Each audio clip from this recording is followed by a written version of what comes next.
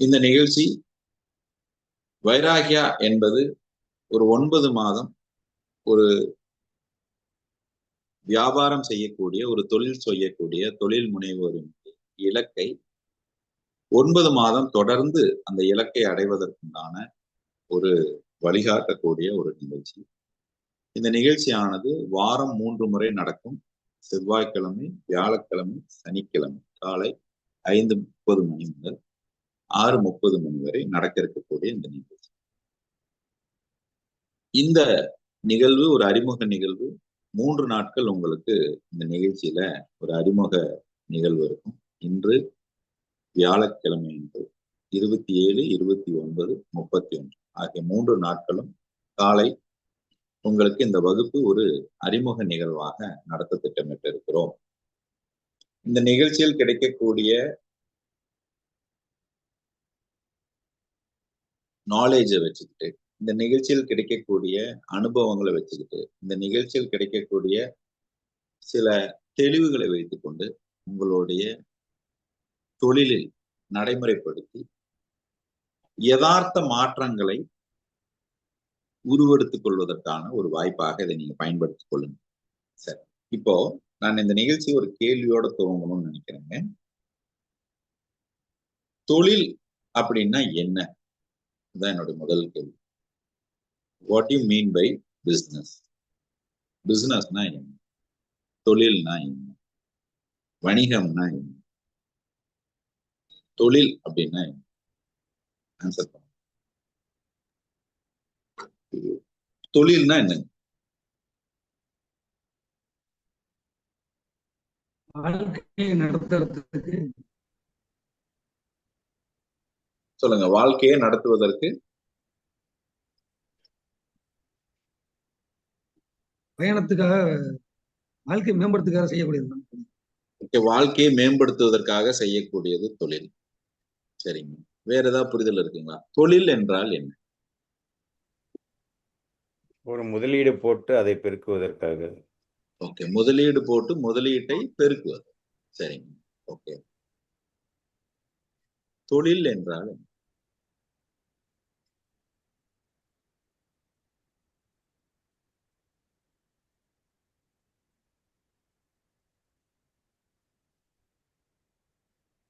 தொழில்னா என்னன்னு கேட்கணும். பிசினஸ்னா என்னன்னு கேட்கணும்.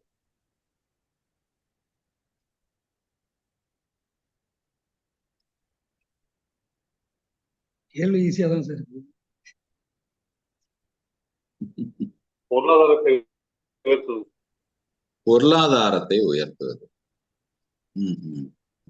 செயலை செய்து அடுத்தவர்களுக்கு நன்மை செய்து அதன் மூலம் நாமும் பொருளீட்டுவதாக முடியும். இது பாருங்க, கொஞ்சம் வித்தியாசமா இருக்கு. அடுத்தவங்களுக்கு நன்மை செய்வதன் மூலியமாக நாம் பொருளாதாரத்தை ஈட்டுவது. இது கொஞ்சம் வித்தியாசமா இருக்கு. இது தொழில் அப்படின்னு சொல்றோம். சரி, நம்மளை உயர்த்திக்கிறது தொழில். பிரதர், மற்றவங்களுடைய தேவையை பூர்த்தி செய்து அதன் மூலியமா பொருளீட்டுவது. Brother, very good. அடுத்தவங்களுடைய தேவையை பூர்த்தி செய்து. சூப்பர். வேற என்ன உங்களுக்கு அனுபவம் இருக்கு? தொழில் அப்படின்னா உங்களுக்கு வேற என்ன ஒரு எக்ஸ்பீரியன்ஸ் இருக்கு? வேற என்ன நினைக்கிறீங்க தொழில்? கொடுத்தல் வாங்கல், அதற்கு வாங்கல், அதுக்குண்டான ஈட்டுறுதிய. Okay okay, professional activities. Professional activities. Okay, நம்ம தேவையை பூர்த்தி பண்றது தொழில். Okay. Service, produce goods and service. Good service. Okay, service. Okay.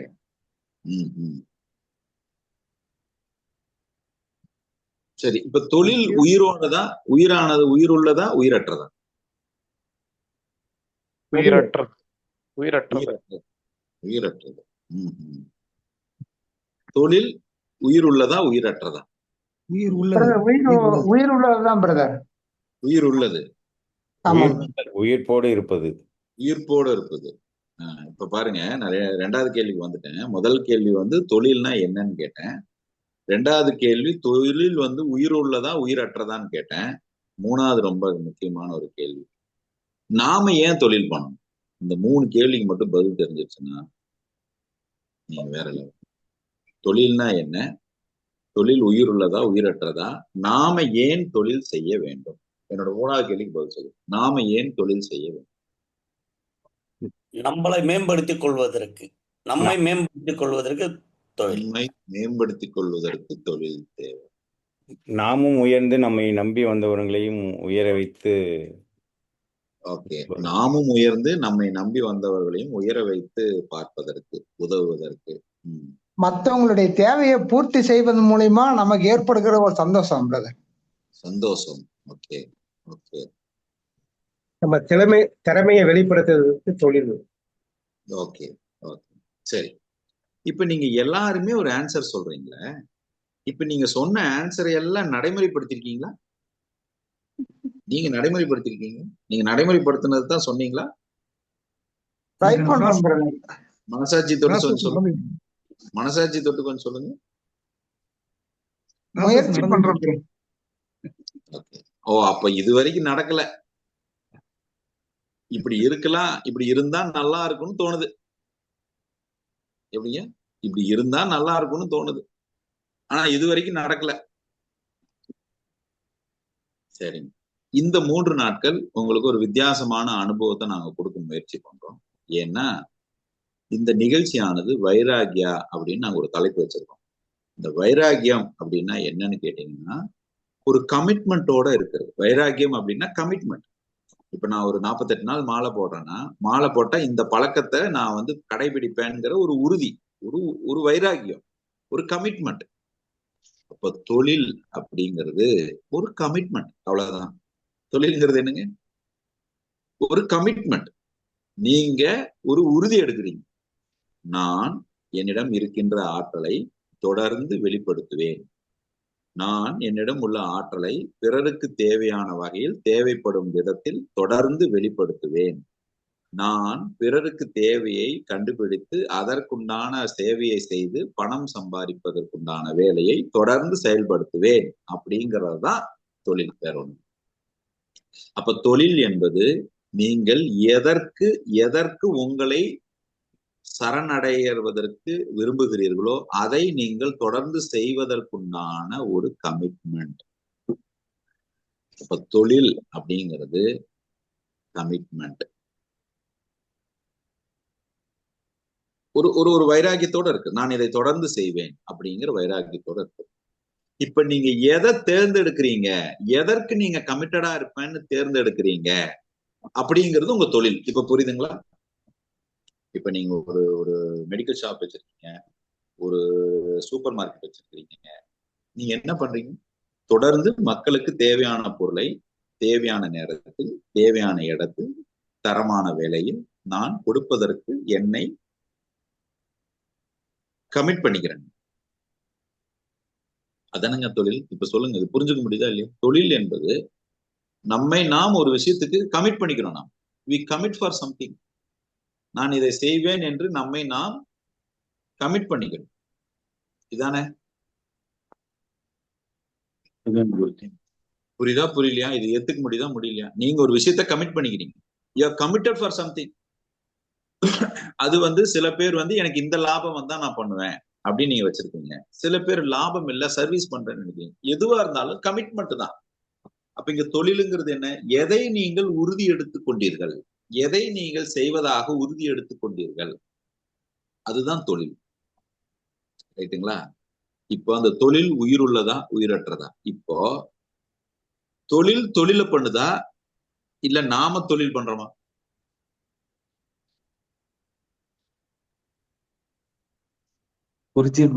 சொல்லுங்க. இல்ல தொழில் பண்ணுதுங்களா இல்ல நாம தொழில் பண்றோமான்னு கேட்டேன். நாம தான் பண்றோம். சரி, நாம தான் பண்றோம். அப்ப தொழிலுங்கிறது கமிட்மெண்ட்னு சொல்லிட்டேன். அப்ப கமிட்மெண்ட்னா, வைராகியம்னா அது உங்களுடைய சுபாவம் தானே? நீங்க கமிட்டடா இருக்கிறீங்கிறது உங்க சுபாவம் தானே? ஹலோ? ஆமாங்க ஆமாங்க. அப்ப கமிட்மெண்ட்ங்கிறது உங்க சுபாவம்னா தொழிலுக்கு உயிர் இருக்குதா? உயிர் இருக்கு. அப்ப தொழில் தனியா இல்ல, உங்களோட தான் இருக்குது, உங்ககிட்ட தான் இருக்குது. அப்ப நான் பண்ற தொழிலு, நான் இன்னைக்கு 4 பேத்துக்கு பயிற்சி எடுக்கிறேன்னா பயிற்சி நிறுவனம் என்னுடைய தொழில் கிடையாது. எனக்கு தெரிந்த அறிவை, ஆற்றலை நான் பிறருக்கு கொடுப்பதற்கு என்னை கமிட் பண்ணிருக்கிறேன். என்னுடைய சுபாவத்தை தான் நான் தொழில் என்று பெயரில் செய்து கொண்டிருக்கிறேன். அப்ப நீங்க தொழில் பண்றீங்களா இல்ல சுபாவத்தை வெளிப்படுத்தி கொண்டிருக்கிறீர்களா? சுபாவத்தை வெளிப்படுத்திக் கொண்டிருக்கிறது. சுபாவத்தை வெளிப்படுத்திக் கொண்டிருக்கிறீர்கள். அந்த சுபாவத்தை சரியான முறையில் நான் வெளிப்படுத்துவேன் என்று நீங்கள் எடுத்துக்கொண்ட உறுதிமொழி தான் தொழில். அதுதான் கமிட்மெண்ட். ஓகே, நான் என்னிடம் இருக்கின்ற ஆற்றலை 4 மணி வகுப்புல நான் இந்த கண்டென்ட்டை நான் இந்த மக்களுக்கு இப்ப நான் கொடுப்பேன்னு ஒரு கமிட்மெண்ட் எடுத்து அது என்னுடைய தொழில். இந்த பொருளை இந்த இடத்தில் தேவையான இடத்துல நான் வாங்கி தேவையான நபருக்கு நான் தொடர்ந்து கொடுப்பேங்கிற சுபாவத்தை நான் தொடர்ந்து கடைபிடிப்பேங்கிற ஒரு உறுதிமொழி எடுத்தேன்னா அந்த கமிட்மெண்ட் தானே தொழில். அப்ப தொழிலுக்கு உயிர் இருக்கிறது. ஏன்னா நாம தான் தொழில் செய்கிறோம், நம்மளுடைய சுபாவம் தான் தொழில் என்று வெளிப்படுகிறது. இப்ப முதல் கேள்வி நம்மளுடைய உறுதிமொழி, நம்மளுடைய கமிட்மெண்ட் தான் தொழில். 2வது கேள்வி, நான் பண்றதுனால என்னுடைய கமிட்மெண்ட் தான் உயிர் இருக்குது. இப்போ ஒரு தகப்பன் ஒரு தொழில் செய்து கொண்டிருக்கிறார். தகப்பனுக்கு அப்புறம் பையன் அந்த பிசினஸ்க்குள்ள வர்றாரு. இப்போ தகப்பனுக்கு அதுல ரொம்ப ஈடுபாட்டோட அதை செஞ்சிருப்பாரு. பையனுக்கு அதே ஈடுபாடு இருக்கணும்னு ஏதாவது அவசியம் இருக்குங்களா? அவசியம் இல்லை. ஆனா தகப்பனுக்கு இருந்த ஈடுபாடும் பையனுக்குள்ள ஈடுபாடும் மாறுபடுவதற்கு நிறைய வாய்ப்பு இருக்குதுங்க. இவர் வேலை மாதிரி செய்வாரு, அவர் உசுறு மாதிரி செய்வாரு. அப்பா அதை உசுரா பார்ப்பாரு. பையனுக்கு அதுல இன்ட்ரெஸ்ட் இருந்ததுன்னா மேபி செய்வாருன்னு வச்சுக்கோங்க. அவருக்கு வேற இன்ட்ரெஸ்ட் இருந்ததுன்னா நீங்க கட்டாயப்படுத்தவே முடியாது. அப்ப பையனுடைய தொழில் என்பது வேறையாக இருக்கலாம், தகப்பனுடைய தொழில் வேறையாக இருக்கலாம். இதுக்கு வேறையா இருக்கிறதுக்கு நிறைய வாய்ப்பு இருக்கு. அப்போ நாம ஏன் அந்த தொழிலை பண்ண வேண்டும் என்றால் அது நம்மளுடைய பிறப்பின் நோக்கம். இப்ப தகப்பன் செய்யறாருங்கிறதுனால பையனும் அதே செய்யணுங்கிற எந்தவித கட்டாயமோ நிர்பந்தமோ இல்லை. இவருடைய பிறப்பின் நோக்கம் என்னவோ அதை அவர் செய்கிறார். மகனுடைய பிறப்பின் நோக்கம் என்னவோ அதை அவர் செய்கிறார். இப்போ இந்த இடத்துலதான் ரொம்ப முக்கியமான ஒரு விஷயம். தொழில் என்பது தனி மனிதனுடைய உறுதிப்பாடு. அந்த உறுதிப்பாட்டில் நீங்கள் உயிருள்ளதாக இருக்கிறது. அந்த உயிருள்ள நீங்க செய்கின்ற செயல்முறை என்பது உங்க பிறப்பின் நோக்கத்தை நீங்க செய்யறீங்க அப்படின்னா அதுல உணர்வுங்கிறது முக்கியமா இல்லையா? அந்த தொழில உணர்வுங்கிறது முக்கியமா இல்லையா? அப்ப எந்த ஒரு கட்டத்திலையும் அந்த தொழிலை உணர்வு, எமோஷனல் இன்டெலிஜென்ஸை நீங்க வளர்த்துக்கிட்டீங்கன்னா உங்க தொழில நீங்க ஜெயிச்சிடலாம். அப்ப நீங்க தொழில இதுவரை நீங்க சிரமப்பட்டுட்டு இருக்கிறதுக்கு, தொழில் அமையாம இருக்கிறதுக்கு, தொழில் இன்னும் ஒரு மேம்படாம இருக்கிறதுக்கு, தொழில் இன்னும் நீங்க அதிகப்படியாம வராம இருக்கிறதுக்கு நீங்கள் அதை இன்னும் உணர்வு பூர்வமாக அணுகவில்லை என்று அர்த்தம். அப்போ you should implement an emotional intelligence in your business. இப்ப எமோஷனல் இன்டெலிஜென்ஸ பிசினஸ்ல இம்ப்ளிமெண்ட் பண்ணணுமா இல்ல உங்க சுபாவத்துல இம்ப்ளிமெண்ட் பண்ணணுமா?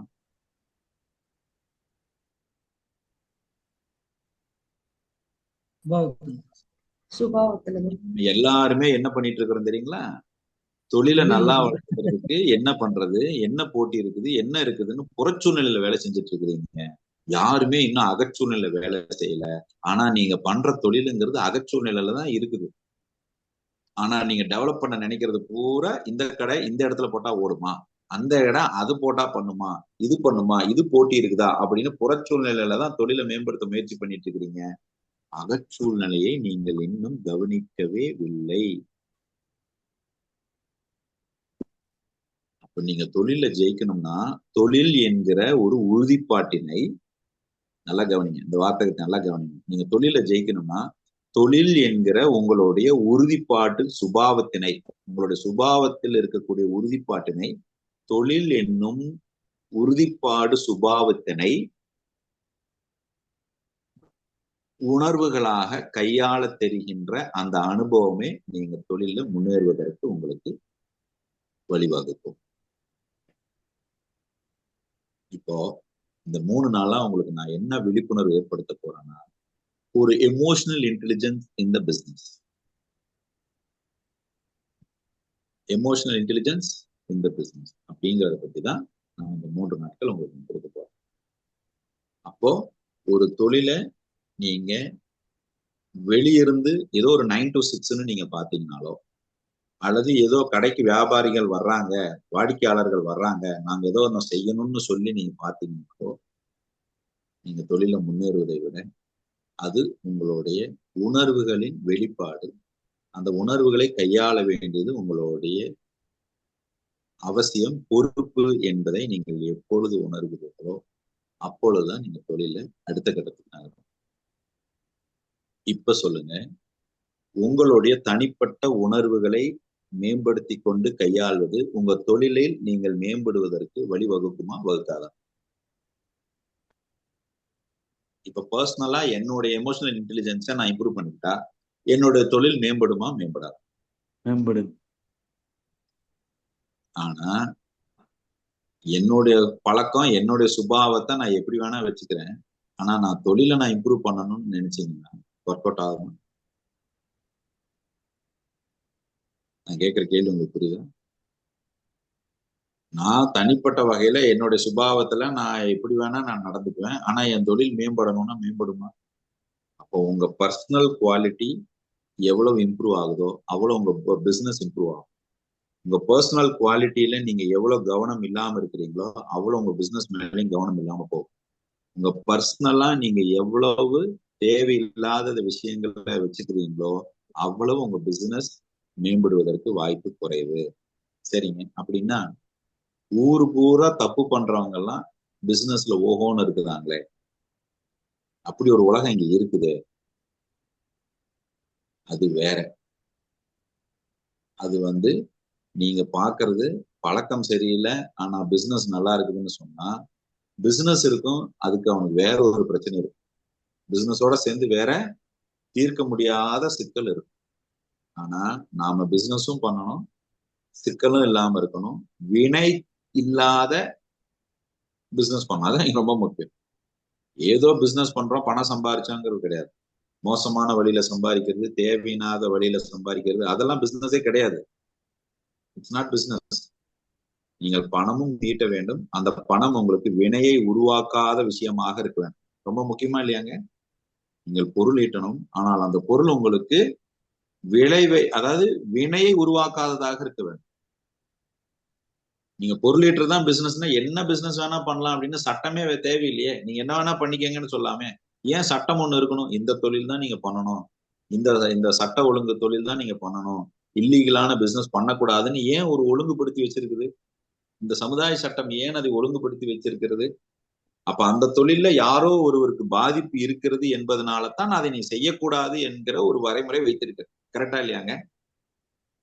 அந்த தொழில் மூலியமாக யாரோ ஒருவர் பாதிப்புக்கு ஆளாவதற்கு வாய்ப்பு இருக்குங்கிறதுனால தானே அது சட்ட ஒழுங்கு இல்லாத தொழில் வச்சிருக்கிறாங்க. அப்ப அந்த மாதிரியான விஷயத்த நான் கடைபிடிக்கணும்னு சொன்னா அது என்னுடைய தனிப்பட்ட சுபாவத்துல நான் கடைபிடித்தால் மட்டும்தான் என்னுடைய தொழிலையும் நான் அதை கடைபிடிப்பேன்.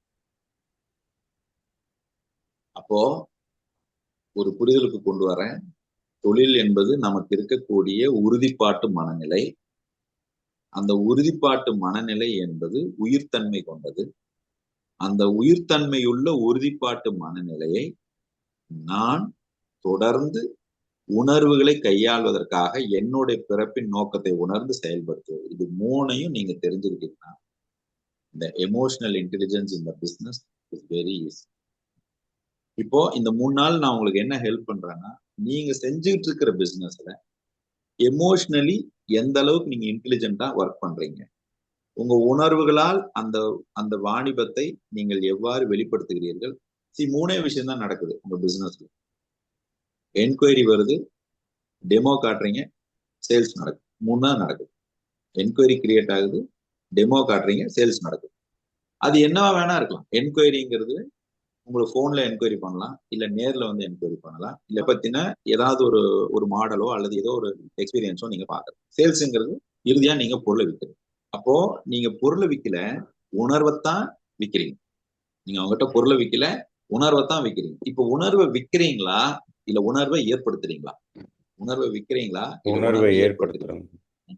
வாடிக்கையாளருக்கு நீங்கள் உணர்வை ஏற்படுத்துகிறீர்கள். இப்போ வியாபாரம் என்பது பணம் வாங்கி பொருளை கொடுப்பதல்ல, உணர்வால் உணர்வை ஏற்படுத்துவது. பொருள் விற்பவர் உணர்வால் பொருள் வாங்குபவருக்கு ஒரு உணர்வை ஏற்படுத்துகிறார். இப்போ உங்க கவனம் பொருள்ல தரமா கொடுக்குறேன், பொருள்ல வித்தியாசமானதை கொடுக்குறேன் அப்படின்னா அது பேசிக். ஆனால் பொருளை கொடுக்கும் போது, விற்கும் போது ஒரு உணர்வை ஏற்படுத்துகிறீர்களா?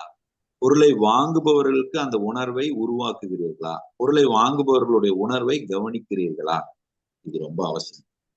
அப்போ உங்களுடைய பிசினஸ், உங்களுடைய தொழில் மேம்பட வேண்டும் என்றால் நீங்கள் உணர்வால் தொழில் செய்ய கற்றுக்கொள்ள வேண்டும். பொருள் நீங்க வாங்குபவர்களுக்கு உணர்வை உருவாக்க கற்றுக்கொள்ள வேண்டும். சரியான உணர்வை உருவாக்க கற்றுக்கொள்ள வேண்டும். இதுதான் எமோஷனல் இன்டெலிஜென்ஸ். இப்ப நீங்க எந்த பொருள் எடுத்தீங்கன்னாலும் அவர்கள் உணர்வை வெளிப்படுத்துவதை நீங்க பார்க்கலாம். பெரிய பெரிய பிராண்ட்ல இருந்து எந்த பிராண்டை வேணா நீங்க போய் பாருங்க, அவர்கள் உணர்வால் உங்களை ரீச் பண்றதை நீங்க பார்க்கலாம். ஏதோ ஒரு ப்ராடக்டை நீங்க விளம்பரம் பாருங்க. இனி நீங்க டிவில எந்த விளம்பரம் வந்தாலும் பாருங்க, ரேடியோல எந்த விளம்பரம் வந்தாலும் பாருங்க, எல்லா கார்பரேட்டும் இன்னைக்கு அடுத்த level industry global zone version 5.0 என்ன சொல்லுதுன்னா, இனி வரக்கூடிய அடுத்த 30 ஆண்டுகளுக்கு தொழிலினுடைய ட்ரெண்ட் என்னவா இருக்குன்னா 2 முக்கியமான விஷயத்தை குறிப்பிடுகிறது. ஒன்னு பர்சனல் பிராண்டிங். நல்லா புரிஞ்சுது. ஒன்னு பர்சனல் பிராண்டிங். பர்சனல் பிராண்டிங் தான் இனி உங்க பிசினஸ அடுத்த கட்டத்துக்கு எடுத்துட்டு போகும். ஏனால் அதுதான் உணர்வை உருவாக்குகிறது. 2வது ரொம்ப முக்கியமானது, அவர்களுக்கு தேவையான விஷயத்தை நீங்கள் உணர்வுகளால் எந்த அளவுக்கு இம்பாக்ட் பண்றீங்க, எந்த அளவுக்கு அவர்களுடைய உணர்வுகளுக்கு இம்பாக்ட் பண்றீங்க. How creating an impact. நீங்க அவர்களுடைய உணர்வுகளில் எந்த அளவுக்கு நீங்க ஒரு இம்பாக்டை ஏற்படுத்துறீங்க அப்படிங்கிறது ரொம்ப முக்கியம். அப்போ அதற்குத்தான் இந்த கிக் எக்கானமின்னு சொல்லுது. GIG கிக் எக்கானமி என்ன சொல்லுதுன்னா, அடுத்த 30 ஆண்டுகளில் தொழில் நிறுவனத்தில் வேலை செய்பவர்களுடைய எண்ணிக்கை குறைந்துவிடும். இன்னைக்கு வேலைக்கு போற எண்ணிக்கை குறைந்துருங்கிறார். முந்தா நாள் ஸ்டேட்மெண்ட் பாத்தீங்களா? ஜோஹோவுடைய CEO ஒரு ஸ்டேட்மெண்ட் கொடுத்திருக்கு. இனி அதிக சம்பளம் கொடுப்பது நிறுவனத்திற்கு சுமையாக இருக்கும் அப்படின்னு சொல்லியிருக்காரு. ஜோஹோனுடைய ஸ்ரீதர் என்ன சொல்றாரு CEO, இனி கோடிங்ல அதிக சம்பளம் கொடுப்பது வருமானமாக இருப்பதை விட செலவு கணக்கில் காட்டப்படும் அப்படின்னு ஜோஹோவுடைய CEO சொல்லியிருக்கு. இப்போ இது இண்டஸ்ட்ரி குளோபல் ஜோன் வெர்ஷன் 5.0ன்னு ஒரு வெர்ஷன் இருக்கு. அவங்க கிக் எக்கானமி அடுத்த 30 ஆண்டு காலத்தில் அதுதான் வரப்போகுது. அது என்னவாக இருக்கும் என்றால் நேரடி வணிகம் அதிகரிக்கும் அப்படின்னு சொல்றோம். அதாவது நெட்வொர்க் மார்க்கெட்டிங், ஒரு பொருளை டைரக்டா கொண்டு போய் சேர்த்தக்கூடிய வணிக முறை அதிகரிக்கிறதுக்கு வாய்ப்பு இருக்கிறது என்று சொல்றோம். ஒரு பொருள் மக்களிடம் போய் விற்பனை ஆவது என்பது நெட்வொர்க் மார்க்கெட்டிங் மூலியமாக, ரெஃபரன்ஸ் மார்க்கெட்டிங் மூலியமாக, இந்த நேச்சர் ஆஃப் பிசினஸ், இந்த நேச்சர் ஆஃப் மாடல் நான் சொல்றேன். பொருள் என்னவா வேணா இருக்கலாம், எந்த பொருளா வேணாலும் இருக்கலாம். ஆனால் அது மக்களை கொண்டு போய் சேர்த்துவது என்பது நெட்வொர்க் மார்க்கெட்டிங்கா இருக்கு. ஏன்னு கேட்டா நெட்வொர்க் மார்க்கெட்டிங்ல தான் எமோஷன் இன்டெலிஜென்ஸை அதிகமாக பயன்படுத்தும். ஒரு மனிதனிடம் சென்று பொருளை விற்பனை செய்வது என்பது உணர்வுகளால் அதிகம் அந்த பொருள் விற்பனை. முதல்ல ஒரு ட்ரெண்ட் இருந்தது, நெட்வொர்க் மார்க்கெட்டிங்லாம் கீழே இருக்கிறவங்களுக்கு லாபம் குறைவா கிடைக்கும், மேல இருக்கிறவங்க மட்டும் அதிகமா சம்பாதிப்பாங்க. இன்னைக்கு அந்த ட்ரெண்ட் இல்லைங்க. கொஞ்சம் கொஞ்சமா அதுக்குண்டான வரைமுறையெல்லாம் வர வர வர வர அது நெறிப்படுத்தப்பட்டு விட்டது. இன்னைக்கு அதுல எல்லாருமே சம்பாதிப்பதற்குண்டான வாய்ப்பு இருக்கு.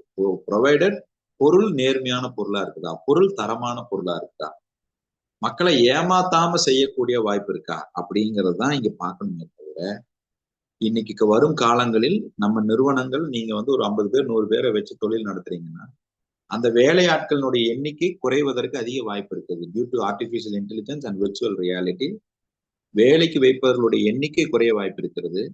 பொருள் விற்பவர்களுடைய எண்ணிக்கை அதிகரிக்க வாய்ப்பு இருக்கிறது. நல்லா கவனிக்கணும். பொருளை உற்பத்தி செய்வர்களுடைய எண்ணிக்கை குறைவதற்கு வாய்ப்பு இருக்குது. தொழிலை பொருளை விற்பவர்களுடைய எண்ணிக்கை அதிகரிக்கும். இந்த மனுஷங்கோட மனுஷன் பேசுற ஒரு நிகழ்வு இருக்கு பாருங்க, அதை போய் ஒரு ஆர்டிபிஷியல் இன்டெலிஜென்ஸ் பண்ண முடியாது. நல்லா புரிஞ்சுக்கங்க. மனிதனோடு மனிதன் உறவாடி விற்பனை செய்வதை ஆர்டிபிஷியல் இன்டெலிஜென்ஸ் பண்ண முடியாது. ஆனால் ஜீன் ஏஐ அப்படின்னு ஒண்ணு இன்னைக்கு ஆராய்ச்சியில இருக்குது. Gen AI, gen artificial intelligence, அது மனிதன் போலவே உருவெடுத்து செயல்படக்கூடிய ஒரு ஆர்டிபிஷியல் இன்டெலிஜென்ஸ் ரெடியா இருக்கு. அடுத்து 30 வருஷத்துல அது வந்து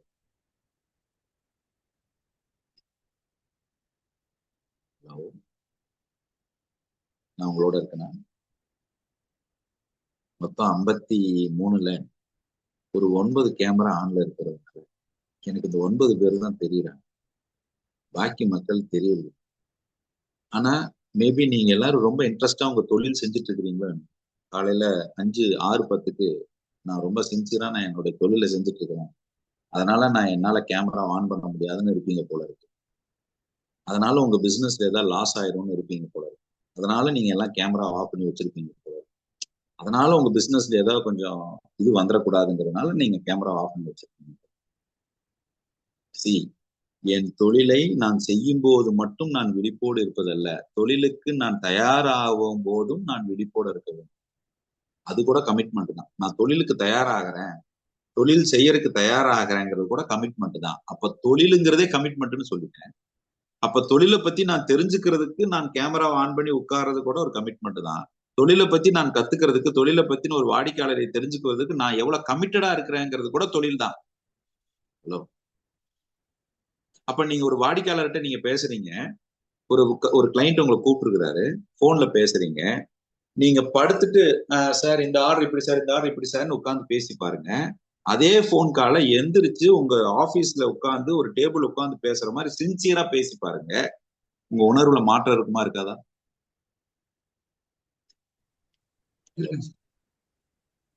நான் பேசுறது பேசிக்கலா இருக்கா இல்லையா? ஒரு வாடிக்கையாளருக்கு ஒரு என்கொயரி இருக்கு, அந்த என்கொயரிய நீங்க சோஃபால கால் மேல கால் போட்டு உட்காந்து பேசுறதுக்கும் நீங்க படுத்துட்டு பேசுறதுக்கும், ஆபீஸ்ல சின்சியரா உங்க முன்னாடி ஒரு ஆள் இருந்தா எப்படி பேசுவீங்களோ அப்படி நினைச்சிட்டு நீங்க பேசுறதுக்கும் வித்தியாசம் இருக்குமா இருக்காதா? இதுதான் எமோஷனல் இன்டெலிஜென்ஸ். சிம்பிள். நான் இப்ப என்ன சொல்றேன்னு உங்களுக்கு புரியுதா? அப்ப நம்ம கண் பார்வையில இல்லைன்னு நினைக்காதீங்க, நீங்க வேற ஒரு கண் பார்வையில இருக்கிறீங்க. யூனிவர்சல் கேமரான்னு ஒண்ணு இருக்குது, அந்த கேமரால எல்லாம் நம்ம தப்பிக்கவே முடியாது. கண்ணுக்கு தெரிந்த அனைத்தையும் கண்ணுக்கு தெரியாத ஒன்றுதான் இயக்கி கொண்டிருக்கிறது. ஹலோ, எப்படிங்க? கண்ணுக்கு தெரிந்த அனைத்தையும் கண்ணுக்கு தெரியாத ஏதோ ஒன்றுதான் இயக்கி கொண்டிருக்கிறது. அப்ப நீங்க உங்க வாடிக்கையாளரை கண்ணுல பாக்குறீங்க, ஆனா உங்க வாடிக்கையாளரை இயக்கி கொண்டிருப்பது உங்க கண்ணுக்கு தெரியுமா? நீங்க இங்க உங்க உடம்பு உங்களுக்கு தெரியுது, ஆனா உங்க உடம்பை இயக்கி கொண்டிருக்கிறது உங்க கண்ணுக்கு தெரியுமா? அப்ப கண்ணுக்கு தெரிந்த ஒன்றை கண்ணுக்கு தெரியாத ஒன்று உள்ள இயக்கி கொண்டிருக்கிறது. என் எதிரே இருக்கும் கண்ணுக்கு தெரிந்த ஒருவரை கண்ணுக்கு தெரியாத ஒன்று இயக்கி கொண்டிருக்கிறது. இப்ப நீங்களும் உங்க வாடிக்கையாளரும் தொடர்பு படணுமா, இல்ல உங்க கண்ணுக்கு தெரியாத ஒன்னும் அவர்கிட்ட உங்க கண்ணுக்கு தெரியாத ரெண்டும் கனெக்ட் ஆகணுமா? இது ரெண்டும் தானே கனெக்ட் ஆகணும். அது ரெண்டும் என்னது? உணர்வு. அந்த உணர்வு கண்ணுக்கு தெரியாது. இப்ப நான் ஏதோ நீங்க வந்தீங்க, நீங்க உட்கார்ந்தீங்க, நான் இந்த மணிக்கு ஆரம்பிச்சேன், இத்தனை மணிக்கு நான் முடிக்கணும்னு சொல்லி நான் வகுப்பு எடுப்பதற்கும், எனக்கு ஒரு பொறுப்பு எடுத்துக்கிட்டு நான் இந்த சூழ்நிலையில இருந்தா நான் என்ன தெரிஞ்சுக்கணும்னு ஒரு மனநிலையில உட்கார்ந்துருப்பேன், அந்த கேள்விக்கு எனக்கு பதில் கிடைச்சா எப்படி இருக்குன்னு சொல்லி நான் உங்களுக்கு வகுப்பு எடுப்பதற்கு வித்தியாசம் இருக்கு. ஏதோ நான் உங்ககிட்ட பேசுறதுக்கும், நான் ஒரு வேலை இப்படி நான் லேர்ன் பண்ணிக்கிறதுக்காக நான் உட்கார்ந்துருக்கேன். இன்னைக்கு என் தொழில் இருக்கிற சிரமத்துக்கு நான் விடை தெரியணும்னு நான் உட்கார்ந்து இருக்கிறேங்கிறத நான் உணர்ந்து உங்களுக்கு நான் பதில் அளித்தா அதுதானே எமோஷனல் இன்டெலிஜென்ஸ். அப்ப முதல்ல உங்ககிட்ட பொருள் வாங்க வர்றவங்கள பொருள் வாங்க வைக்கணுங்கிற எண்ணத்துல நீங்க அவங்ககிட்ட தொடர்புல இல்லாம, அவருடைய தேவை என்னங்கிறத, உண்மையான தேவை என்னன்னு நீங்க புரிஞ்சுக்கிறோங்கிறது தான் முதல் ஃபர்ஸ்ட் ஃபண்டமெண்டல். அந்த தேவை நம்மிடம் இருக்கிற பொருளை விட இன்னொரு பொருள் அவருக்கு பெட்டரா இருக்குன்னா, சார் உங்களுக்கு இதுதான் பெஸ்ட்னு சொல்ற மனோபாவம் உங்களுக்கு இருக்கா, இல்ல வந்தவன வாய்ப்பு கிடைச்சதுன்னு சொல்லி தலையில கட்டுற பழக்கம் இருக்குதா? வித்தியாசம் இருக்கு இல்லைங்களா? இது தவறான, அதாவதுங்க உங்களுடைய இனி வரக்கூடிய காலகட்டங்கள்ல பிசினஸ நீங்க எத்திக்கலா பண்ணா மட்டும்தான் நிக்க முடியும். நியாயமாக நேர்மையாக தொழில் செய்தால் மட்டுமே இனி வரக்கூடிய காலங்களில் நிலைக்க முடியும். ஏன்னு சொல்லுங்க, ஏன்னு சொல்லுங்க. இது மீடியா இந்த எலக்ட்ரானிக் டிவைசஸ் எல்லாம் வந்து நிறைய வந்துட்டு இது பண்றாங்க பிரதர். அதனால வந்துட்டு ஜென்யூனா இருந்தால் மட்டுமே ஜெயிக்க முடியும் நான் நினைக்கிறேன் பிரதர். கரெக்ட். மீடியா வந்து ஒரு தகவலை கொண்டு போய் சேர்த்துது. அதை விட ரொம்ப முக்கியமானது ஒண்ணு நடக்குது. உங்க நேர்மை இல்லாம ஒரு வேலை நீங்க பண்ணீங்கன்னா உங்களுக்குள்ளேயே ஒரு குற்ற உணர்வுன்னு ஒண்ணு ஏற்படும். அந்த குற்ற உணர்வு வர்றவனிடம் நியாயமான பொருளை நியாயமான விலையில் விற்க விடாது. இப்ப எதிராளி யாரும் தேவையில்லை, நமக்குள்ளேயே ஒருத்தர் இருக்கிறான். அவன் உங்க கண்ணுக்கு தெரிய மாட்டான். நீங்க போய் பொருளை பேசும்போது தப்பு பண்ற, தேவையில்லாத பண்ணாத அப்படின்னு சொல்லிக்கிட்டே இருப்பான், உங்ககிட்ட சொல்லிக்கிட்டே இருப்பான். அப்ப அது என்ன தெரியுங்களா பண்ணும், நம்ம வித்திருக்கிறோமே நாளைக்கு இது வந்தா பயப்படணுமே நீங்க அப்படிங்கிற ஒரு பயம் உருவாயிரும் உங்ககிட்ட. ஆகுமா? புரியுதா புரியலையாங்க நான் சொல்றது? அந்த வேலையை செஞ்சிருவீங்க. நாளைக்கு ஒரு வேலை வந்தா திருப்பி கேட்டா அப்படிங்கிற பயம் கூடவே வந்துடும். இப்ப குற்ற உணர்வு, பயம் அப்படின்னு சொல்லக்கூடிய தேவையில்லாத எல்லா உணர்வும் உள்ள வந்து அந்த உணர்வோட நீங்க வணிகம் பண்றது எவ்வளவு நாளைக்கு நீங்க அந்த தொழில பண்ண முடியும்னு சொல்லுங்க. சஸ்டைனபிளா பண்ண முடியுமா? சஸ்டைனபிள் குரோத்துக்கு நீங்க எடுத்துட்டு போக முடியுமா? நிச்சயமா முடியாது.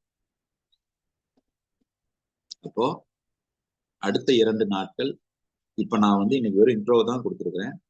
வியாழக்கிழமையும் சனிக்கிழமையும் டு த கோர் எமோஷனலா உங்களுடைய எமோஷனலி இன்டெலிஜென்ட்டா உங்க பிசினஸ எப்படி பாக்குறது, எப்படி செயல்படுத்துறது, how to perceive your business emotionally intelligently, how to proceed your business emotionally intelligently. உணர்வுகளின் புத்திசாலித்தனம் அல்லது உணர்வுகளை கையாண்டு உங்க தொழிலை பார்ப்பது எப்படி, உணர்வுகளை கையாண்டு உங்க தொழிலை நடைமுறைப்படுத்துவது எப்படி, தொடர்ந்து இந்த 2 விஷயத்த அடுத்த வரக்கூடிய 2 கிளாஸ்ல பார்க்க போறோம், வியாழக்கிழமையும் சனிக்கிழமை. இன்னைக்கு ஒண்ணு மட்டும் நான் உங்ககிட்ட நான் திருப்பியும் கூற விரும்புறேங்க. முடிஞ்சா அதை எழுதிக்கோங்க.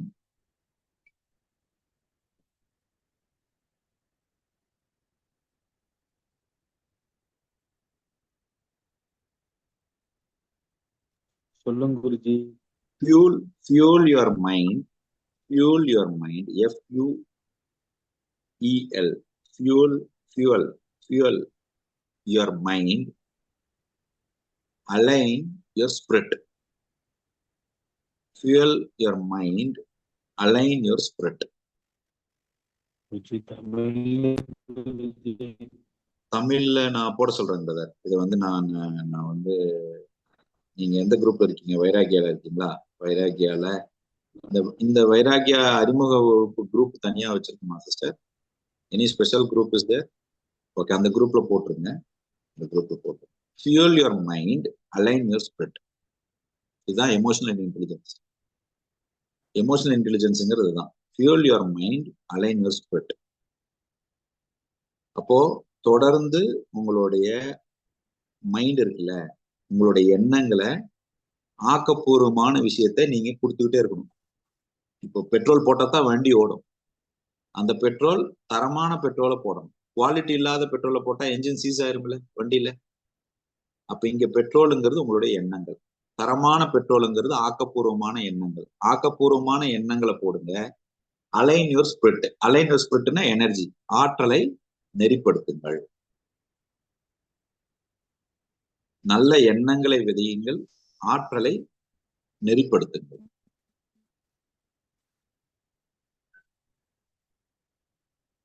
இது சில மெத்தட்ல நடக்குது.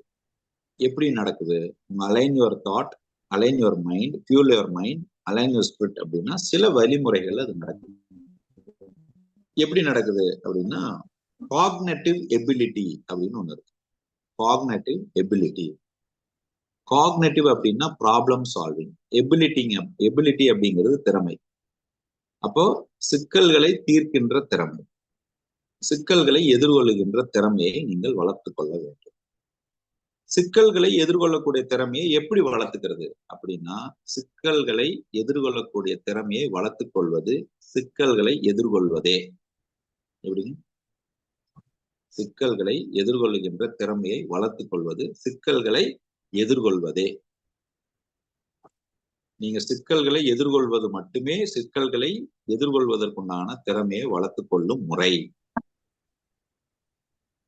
ஏதாவது புரிஞ்சுது உங்களுக்கு? சிக்கல்களை வளர்த்து கொள்ளும் திறமை என்பது சிக்கல்களை எதிர்கொள்வதே.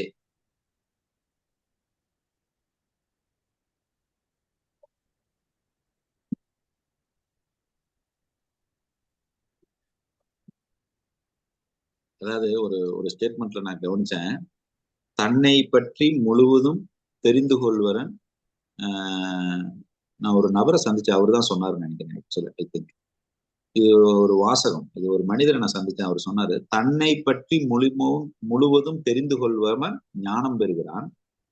நல்லா கவனிங்க, தன்னை பற்றி முழுவதும் தெரிந்து கொள்பவன் ஞானம் பெறுகிறான். தன்னை அதாவது தன்னை முழுவதும் வெளிப்படுத்துவதன் மூலியமாக மக்களுக்கு ஒரு புரிதலை ஏற்படுத்துபவன் ஞானி ஆகிறான். தன்னை பற்றி முழுவதும் தெரிந்து கொள்பவன் ஞானம் பெறுகிறான். தன்னை அந்த அது இப்படி வர வச்சுக்கலாம் நீங்க. தன்னை பற்றி முழுவதும் தெரிந்து கொள்பவன் ஞானம் பெறுகிறான். தன்னை பற்றி முழுவதும் தெரிந்து கொள்ள வழி நடத்துபவன் ஞானி ஆகிறான். இப்படி கூட வச்சுக்கோங்க. புரியுதுங்களா? இது நான் சொல்றது, இது அவரு சொல்லல. இது இப்ப உங்ககிட்ட பேசும்போது எனக்கு ஒரு புரிதல் வரும். தன்னை பற்றி முழுவதும் தெரிந்து கொள்பவன் ஞானம் பெறுகிறான். தன்னை பற்றி முழுவதும் தெரிந்து கொள்ள வழி நடத்துபவன் ஞானி ஆகிறான். அடிச்சா பாரு, வந்துருச்சு.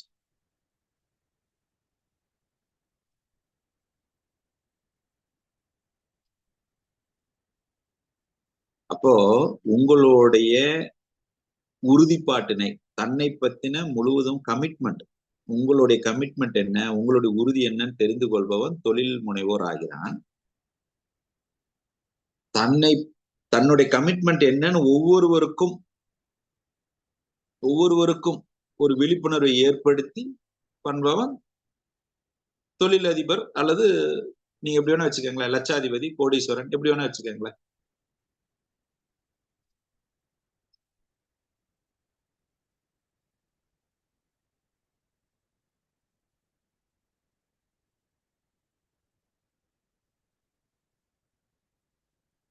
நம்ம நிகழ்ச்சியினுடைய நிறைவுக்கு வந்திருக்கோங்க. ஏதாவது கேள்வி இருந்தா கேட்கலாம். Any questions?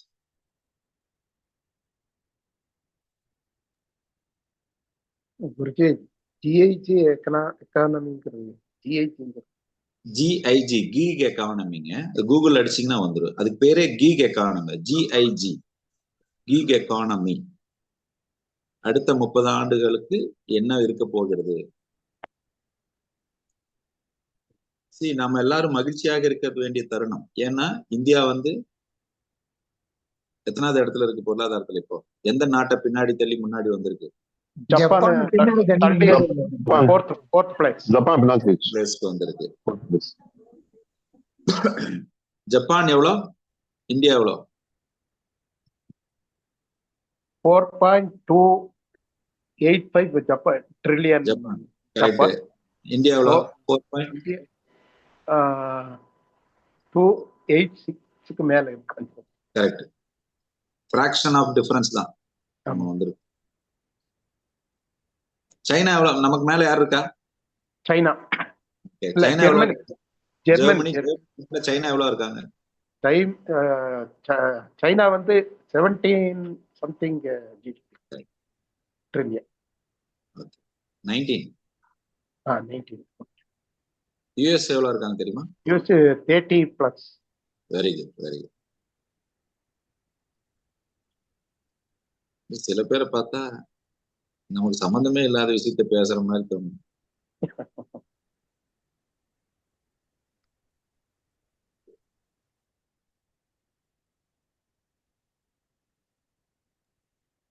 சார் வணக்கம். வணக்கம். சம்பந்தம் உள்ள விஷயம் தாங்க. ஆனா அதை தெரிஞ்சுக்கணும்னு ஆசைப்படல. நம்ம ஆசைப்படுறதெல்லாம் நம்ம தொலைநோக்கு பார்வையில நமக்கு தேவையை பூர்த்தி பண்ணணுமே அப்படின்னு நினைச்சுக்கிட்டு இதெல்லாம் இந்த நாலேஜ் எல்லாம் வளர்த்துக்கல. இதெல்லாம் பார்க்க கரெக்ட். இப்ப இந்த புரிதல் வந்துட்டாலே, இந்த புரிதலே இல்லாததுனாலதான் நம்மளால தொழில்ல ஈடுபாடு வரலங்கிறது நமக்கு புரியுது. ஆமா கரெக்ட் தானே? ஆமா சார். இப்ப நாம நினைச்சிட்டு இருக்கிறோம் என்னமோ தொழில வெளியே போய் என்னமோ ரெடி பண்ணணும். கிடையவே கிடையாது. உங்களுக்குள்ள இருக்கிற கமிட்மெண்ட்டை நீங்க ரெடி பண்றதுக்கு பேரு தான், இம்ப்ரூவ் பண்ணிக்கிறதுக்கு பேரு தான் தொழிலை மேம்படுத்துவதுங்கிறதே நமக்கு புரியல.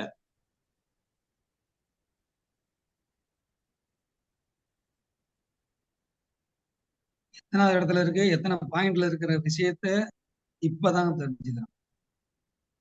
ஆனா தெரிஞ்சுக்க வேண்டிய விஷயம், ஆனா தெரிஞ்சுக்கல. See, always knowledge makes you better. நீங்க அதாவது அதுக்காக இதை ஒரு தேவையான அளவு தான் தெரிஞ்சுக்கணும். இதை போய் தெரிஞ்சுக்கிறதே பொழப்பாம வச்சுக்க கூடாது. எவ்வளவு தேவையோ அவ்வளவு எடுத்துக்கணும். ஆனா அது இல்லாம இருக்கவும் கூடாது. அவசியம். ஆனா நம்ம வேணுங்கிற நேரத்துல நீங்க அதை வெளிப்படுத்தணும். யாருமே இதை போய் டைம் கொடுத்து இதை யாரும் கத்துக்கிறது போற வழியில வரும்போது இன்ஃபர்மேஷன் எடுத்துக்கணும். தேவையானப்ப அதை ரெக்கலெக்ட் பண்ணிக்கணும். நான் உங்ககிட்ட பேசுற தகவலே ஒரு ஸ்டேட்டஸ்ல பார்த்தேன். நான் ஸ்டேட்டஸ்ல பார்த்ததை வச்சுதான் பேசுறேன்.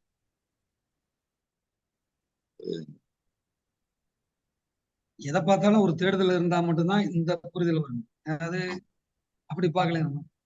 கரெக்ட். அதாவது தேடல்ங்கிறத விடுங்க, தெளிவான தேடல்னு ஒண்ணு இருக்கு. எனக்கு என்ன வேணும்னு தெளிவோட தேடணும். கிடைக்கிறதெல்லாம் பலனா இருக்கும். நீங்க இந்த வீட்டுல எதுவுமே நாளைக்கு யூஸ் ஆகும் எல்லாத்தையும் தூக்கி வச்சீங்கன்னா அது வேஸ்டா தான் இருக்கும். கரெக்டா? நிறைய வேஸ்ட் இருக்கு வீட்டுல. இல்ல நம்ம எண்ணங்களும் அப்படிதாங்கிறேன் நான். நீங்க இதனால யூஸ் ஆகும் இப்ப தெளிவில்லாம போய் சேகரிக்கிற எதுவுமே வேஸ்ட் தான் இல்லையா?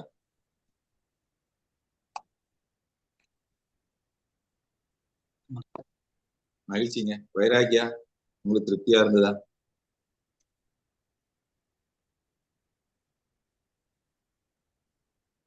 தெளிவு கிடைக்கும்.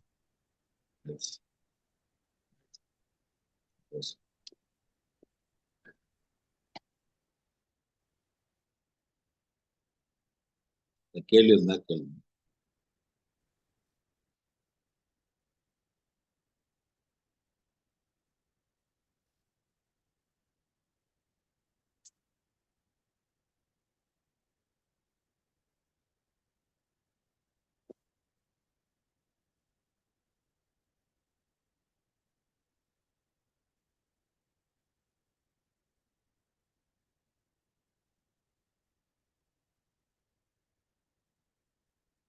கொஸ்டின்ஸ் இருக்குங்க?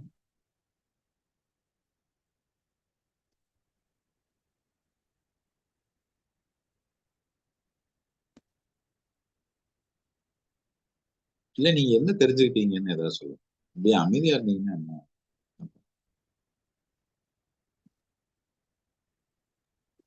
வைராக்கிய கிளாஸ் மாசத்துல எத்தனை நாள்? வாரத்துக்கு 3 நாளுங்க. மாசத்துல 12 நாளுங்க. கொஞ்சம் ஃபீட்பேக்ஸ் வேணா. நீங்க வைராக்கியா உங்களுக்கு எப்படி பெனிஃபிட்டா இருக்குங்கன்னா ஒரு 2-3 பேர் பேசுறீங்களா?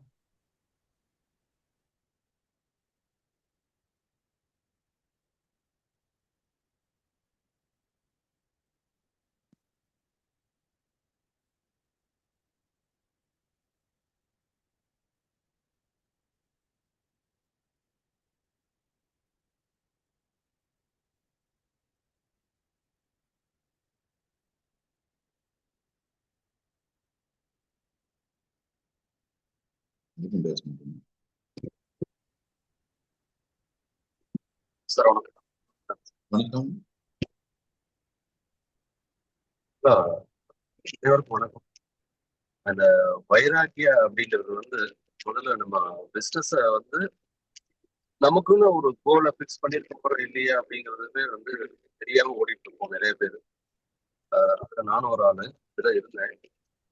வைராக்கியில உள்ளுக்கு வந்ததுக்கு அப்புறம் தான் கோல் அப்படிங்கறது எப்படி பிக்ஸ் பண்ணணும், அதை எப்படி ஃபாலோ பண்ணணும், அதுக்கு நம்ம என்னென்ன செயல்முறைகள் பண்ணணும் அப்படிங்கிறது எல்லாத்தையுமே இந்த கிளாஸ்ல கத்துக்கிட்டேன். அதை செயல்முறைப்படுத்திட்டு இருக்கிறோம். முதல்ல எல்லாம் நம்ம வந்து டைம் வேஸ்ட் பண்ணிட்டு இருப்போம். இப்போ டைம் வந்து நமக்கு கிடைக்க முடியாது. அதாவது டைம் பத்தல அப்படிங்கிற ரேஞ்சில் போயிட்டு இருக்குது. அந்த அளவுக்கு நம்மகிட்ட விஷயங்கள் இருக்குது. அதை கரெக்டாக நம்ம செயல்படுத்துறதுக்கு இந்த நிறைய கிளாஸ் ரொம்ப யூஸ்ஃபுல்லாக இருக்கு. அனைவரும் கலந்து கொண்டு பயன்பெறுமாறு கேட்டுக்கொள்கிறேன். நன்றி. நன்றிங்க, நன்றி. வேற யாரும் இன்னைக்கு ஏதாவது கேள்வி இருந்தா கேளுங்க, அல்லது காமனா ஏதாவது உங்களுக்கு கொஸ்டின்ஸ் இருந்தா கூட கேளுங்க. Any questions at your business. உங்க பிசினஸ்ல ஒரு ஹர்டில் இருக்கு, உங்களுடைய டிரான்ஸ்ஃபர்மேஷன் ஏதாவது ஒரு ஹர்டில் இருக்கா கூட கேளுங்க. ஹலோ, வணக்கம். வணக்கம்ங்க. வணக்கம். சிவகுமார் பேசுறேன், கோயம்புத்தூர். வணக்கம் பிரதர். நம்ம பிசினஸ நம்ம நல்லவனா செய்யணும், ஹானஸ்டா செய்யணும் எல்லாம் சொல்றோம். அதைய இப்போ இன்னைக்கு ட்ரெண்ட்ல ஒரு ரிவ்யூஸே நம்மள அதை கண்ட்ரோல் பண்ணிடுது. அந்த ரிவ்யூஸ்க்கு பயந்துட்டே நம்ம வந்து பிசினஸ் கரெக்டா பண்ணிட்டு இருக்கிறோம். எங்க இவன் தப்பா பண்ணிடுவான். இதுல சம்டைம்ஸ் ஏதோ ஒருத்தருங்க அவங்களுக்கு பிடிக்கல அப்படிங்கறதுக்காக ரீசனே இல்லாம ஒரு நெகட்டிவ் ரிவ்யூ போட்டு விட்டுருவாங்க. கரெக்ட். பர்சனல் வெஞ்சன்ஸ் கூட பர்சனல் இத கூட யூஸ் பண்றாங்க. ஆமா, அந்த மாதிரி வருது. அந்த மாதிரி டைப்ல ஒரு சின்ன ஒரு இதா இருக்குது. அதுக்கு என்ன பண்ணலாம்? ஓகே, இது நல்ல கேள்வி. ஆக்சுவலா நீங்க டச் பண்ணிருக்கக்கூடிய சப்ஜெக்ட் வந்து நல்ல கேள்வி. பட் இருந்தாலும் நான் இப்ப ஆன்சர் பண்றேங்க. பட் நாளைக்கும் நாளானைக்கும் நாம ரொம்ப டீப்பா, அதாவது அடுத்த வியாழக்கிழமையும் சனிக்கிழமையும் ரொம்ப டீப்பரா பார்ப்போம். பட் அதுக்கு முன்னாடி இப்போ உங்களுடைய கேள்விக்கு I want to give some clarity. இப்போ நம்ம என்ன பிசினஸ் பண்றோம்ன்றது, என்ன nature of business? Hotel industry. Okay, இப்போ நீங்க வந்து ஹோட்டல் அப்படின்னா போர்டிங் அண்ட் லாட்ஜிங்கா இல்ல ஃபுட்டுங்களா? Service apartment. Service apartment. Super. இப்போ நல்லா கவனிங்க, இந்த சர்வீஸ் அபார்ட்மெண்ட்ங்கிறது என்னுடைய பிசினஸா இல்ல நீங்க what we are doing as a business? Is it service apartment? நம்மளுடைய ஆக்சுவலா நம்மளுடைய பிசினஸ் என்னங்க? கஸ்டமர் வருவாங்க, ஸ்டே பண்ணுவாங்க, போயிடுவாங்க. ஓகே, அப்போ என்னுடைய ஒரிஜினலா என்னுடைய பிசினஸ் என்னன்னா, ஐ ஆம் creating or I am delivering an experience to the customer. கஸ்டமர்ஸுக்கு நாம ஒரு எக்ஸ்பீரியன்ஸை கிரியேட் பண்றோம். அதை நீங்க த்ரூ சர்வீஸ் அபார்ட்மெண்ட் மூலியமா பண்றீங்க. அப்ப நீங்க என்ன பண்றீங்க? Your energy are you are delivering your energy, knowledge, time, everything to create an experience, to deliver an experience, to make the people to experience something. இப்ப அந்த எக்ஸ்பீரியன்ஸ் கண்ணுக்கு தெரியாது, கரெக்டுங்களா? ஆனா அந்த எக்ஸ்பீரியன்ஸை ஏற்படுத்துற பொருள்கள் கண்ணுக்கு தெரியும். But you can't visualise are you can't see the experience. இப்போ இத ஏதோ இப்ப நம்ம ஹோட்டல்ல வந்து வேலை செய்யற ஒருத்தர் இருக்கிறாருன்னு வச்சுக்கேன், ஒரு பாய் இருக்காரு. இப்ப அந்த பாயோட ஏதோ ஒரு சுபாவம், பாய்னா நான் சொல்றது மேல சொல்றேன், ஒரு ஆண் அப்படி சொல்றேன். அவர் வந்து ஒரு கஸ்டமர் கூட அவரு ஒண்ணு கேட்டது பேசுனது எனக்கு புரியாம இருந்திருக்கலாம், இது அவரு ஒண்ணு கேட்டு இந்த பையன் ஒண்ணு கொடுத்துருக்கலாம். உடனே அவர் எழுதுவார், டோட்டல் சர்வீசஸ் வேஸ்ட் அப்படின்னு எழுதுவார். புரியுதுங்களா? இது வந்து ஒரு வாய்ப்பு இருக்குன்னு நான் சொல்றேன். ஆனா ஒரிஜினலி அங்க உண்மை வேறையா இருக்கும். இவர் ஒண்ணு கேட்டது அவனுக்கு மொழி புரியாம இருந்திருக்கலாம், இல்லைன்னா அவன் உண்மையிலேயே லேசினஸோட இருந்திருக்கலாம், whatever it may be. But owner point of வியூல எல்லாமே கரெக்டா வச்சிருப்பாரு. இன்ஃப்ராஸ்ட்ரக்சரு, ஃபெசிலிட்டி, ரிசோர்சஸ் எல்லாமே கரெக்டா இருக்கும். But the behaviour of the person, இந்த பிஹேவியர்னால ஒரு இம்பாக்ட் ஏற்பட்டு அவர் வந்து ஒரு கமெண்ட் கொடுக்குறாரு. இதுக்கு நீங்க என்ன பண்ணலாம், what is a solution behind it அப்படின்னா, இது வந்து ஒரு டீப்பர் இன் நாலேஜ். இப்போ ஒரு ஹோட்டல் வச்சிருக்கீங்க, ஒரு இடத்துல ஒரு 10 ரூம்ஸ் வச்சிருக்கீங்கன்னா நீங்க இதை கொஞ்சம் ஈஸியா மானிட்டர் பண்ணிடலாம். இப்ப நீங்க 100 இடத்துல 1000 ஹோட்டல் வச்சிருந்தீங்கன்னா இந்த இன்சிடென்ட் நீங்க மானிட்டர் பண்ண முடியுமா? ரொம்ப கஷ்டம். அப்போ 100 இடத்துல 1000 இடத்துல இருக்கும் பொழுது இந்த ஒரு பாயிண்ட் நம்ம பிசினஸ் டிஸ்டர்ப் பண்ணுமா? கொஞ்சம் பண்ணும்.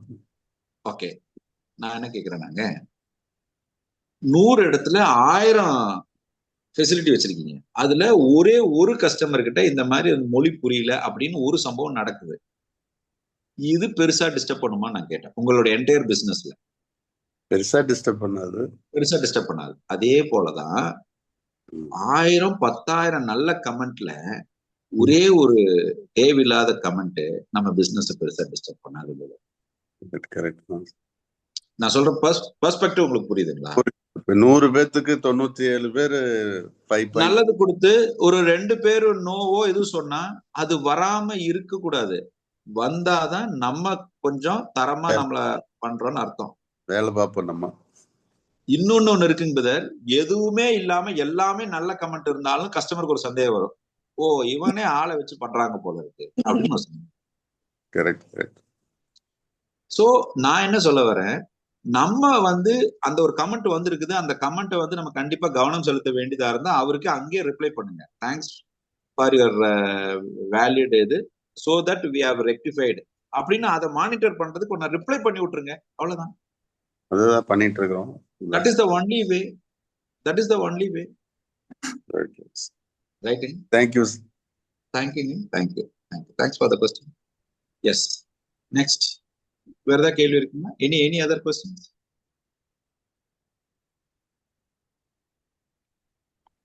சார், இப்போ ஏஐ டெக்னாலஜி சொன்னீங்கல்ல? ஆமாங்க. அது இப்போ வர்றதுனால நிறைய பேருக்கு வேலை போயிரும் அப்படிங்கிறீங்க. ஓகே, வேலை போயிரும் நான் சொல்லலைங்க. சரி, வேலை குறையும், வேலை குறைஞ்சிரும் இல்லைங்களா? சொல்லல. வேலை குறையணும்னு நான் சொல்லல, வேலை போயிரும்னு நான் சொல்லலங்கிறேன். சரிங்க. மனிதர்கள் திறமையை மேம்படுத்தி கொள்ள வேண்டியது அவசியமான காலமாக மாறிவிடும்னு சொல்றோம். உங்க நாலேஜையும் உங்க குவாலிட்டியும் நீங்க இம்ப்ரூவ் பண்ண வேண்டியது நெசசிட்டியா மாறிடும்ங்கிற. சரி. அப்போ வேலைக்கு போறதை விட அவங்க ஏதாவது பிசினஸ்க்கு ப்ரிஃபர் பண்றது பெஸ்ட்டுங்களா? 100% அதாங்க பெஸ்ட். சரி.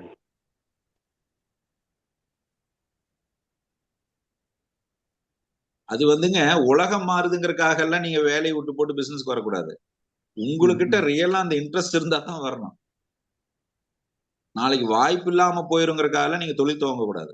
உங்களுக்கு ரியலா இன்ட்ரெஸ்ட் குழந்தைகளுக்கு, இப்போ படிக்கிற குழந்தைகளுக்கு எல்லாங்க உங்களுக்கு எல்லாம் எப்படின்னு அவங்க எல்லாம் பிசினஸ் பண்ண சொல்லி பிசினஸ் மைண்ட் செட்டப் பண்றது பெஸ்ட்டுங்களா இல்ல அது மாதிரி கேக்குறேன்? இல்ல, குறிப்பாங்க என்னை பர்சனலா கேட்டீங்கன்னா நான் ஒரு வேர்ல்ட் ரெக்கார்டே பண்ணினேன். நாம வேலை தேடும் சமூகமாக இல்லாம வேலை உருவாக்கும் சமூகமாக மாறணும் அப்படின்னு நான் ஒரு வேர்ல்ட் ரெக்கார்டே பண்ணினேன். என்னுடைய தனிப்பட்ட கருத்து தொழில் முனைவோர் ஆக மாறுவது நல்லது. ஏன்னா நாங்க என்ன எண்ணத்துல நான் ஒரு அவேர்னஸ் விதைக்கிறேன்னா, இன்னைக்கு நிறைய நேரங்கள்ல அப்பா குழந்தைகிட்ட கேக்கு, நீ ஒரு டாக்டர் ஆகிறியாப்பா, ஒரு என்ஜினியர் ஆகிறியாப்பா அப்படின்னு கேக்குறாங்க.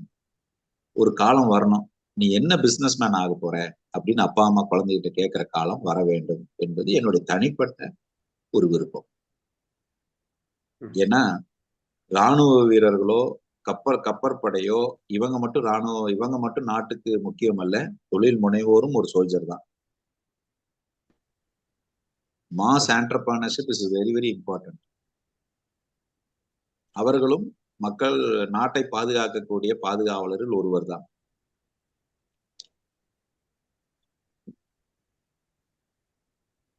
ரைட்டுங்களா?